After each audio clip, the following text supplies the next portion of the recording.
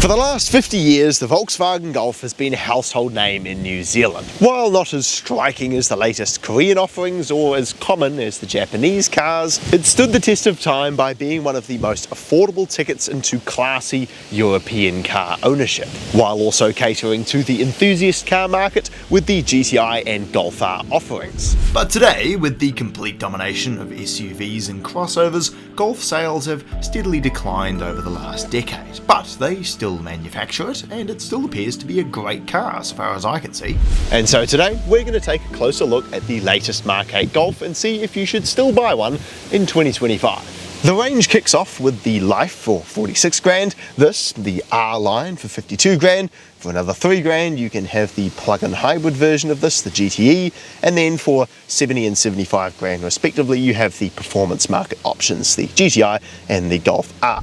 The engines are pretty easy to understand as well. All of the entry-level cars have a 1.4 turbo, making 110 kilowatt and 250 newton meters, some pretty healthy numbers for just the base model car. The GTE plug-in hybrid adds an 80 kilowatt and 400 newton meter electric motor to the normal 1.4 turbo, along with a 13 kilowatt hour battery pack, giving an electric only range of around 60 kilometers. And then of course you have the GTI and R models, which use the tried and true 2-litre turbocharged engine. Strangely though, while the GTI and R still use the familiar 7-speed dual clutch, all of the normal 1.4 turbo ones have moved away from the dual clutch transmission for the first time in 20 years. Now they have an 8-speed automatic transmission. I guess Volkswagen switched to it in the interest of smoothness, as dual clutches can be a little harsh, especially when subjected to lots of in-town driving. And they're all very handsome cars. While I'm not a huge fan of the missing exhaust or the strange wheels on this R line, the rest of the car looks great and comes in a wide variety of colours. LED lights come as standard front and rear, and all of the cool sporty black trim around the bottom looks fantastic. The interior is also a lovely place to sit. Thank goodness Volkswagen did away with all of the haptic feedback buttons here on the steering wheel when they originally launched the Mark 8 Golf.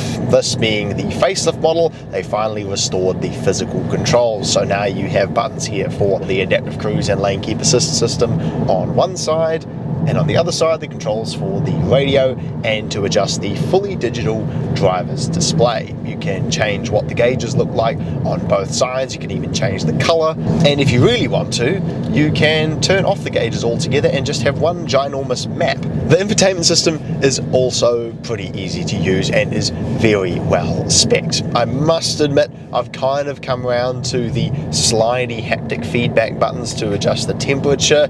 You would expect them to be all laggy and slow and annoying, but actually they respond just like they would if you were sliding like the brightness controller on your phone.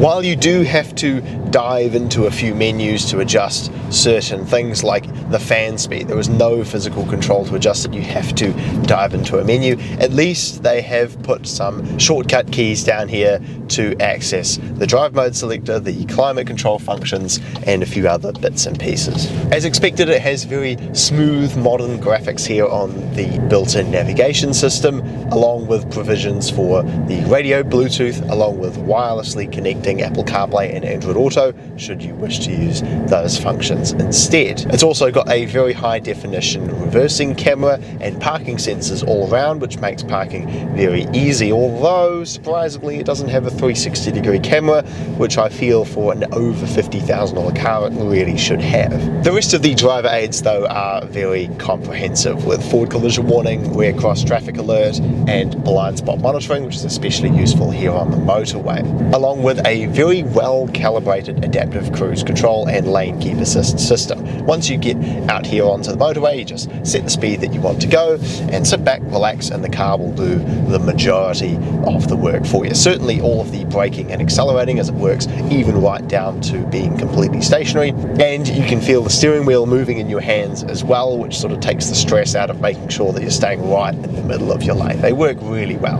And another great part about it is the driving position. If, like me, you want to sit slammed on the ground in a low, hunkered down, sporty driving position, then it's perfect. There's heaps of adjustment in the steering wheel and on the electric adjusting seats as well to accommodate that style of driving. But you can also jack it right up and adjust the steering wheel accordingly, and you can still see all of the gauges, no problem, and I don't find myself hitting my head on the roof should you prefer a slightly more conservative driving position. The seats look fantastic with the contrasting grey leather and beautifully stitched materials, although these seats are actually a $5,000 option as part of the touring package, which also includes the heated and cooled seats, electric seats, and the heads-up display, along with the excellent sounding Harman Kardon stereo system. The back seats in this car are also not especially great. While they look cool with the nice grey leather that matches the front seats, they're very upright and there's no ability to lean them back. So as a result, I found them to be a little bit uncomfortable when sitting in them for long periods of time. And likewise, the boot is rather shallow, making it really only good for a weekly shop. But definitely the worst part about this interior is all of the shiny black plastic. Within minutes of using this interior, the gear knob, the park button, all of these temperature controls, and the entire screen here in the middle, which are all covered in shiny black plastic, just get absolutely obliterated by dust and fingerprints, and it'll just look dirty all of the time. But overall, my complaints with this car are really only limited to the shiny black plastic, the lack of physical controls for a lot of the key functions that you tend to use regularly, the slightly cramped back seats, and the lack of 360-degree camera that I feel like a $56,000 car really should have. But the good news is that the drive of this car is excellent. The 1.4 turbo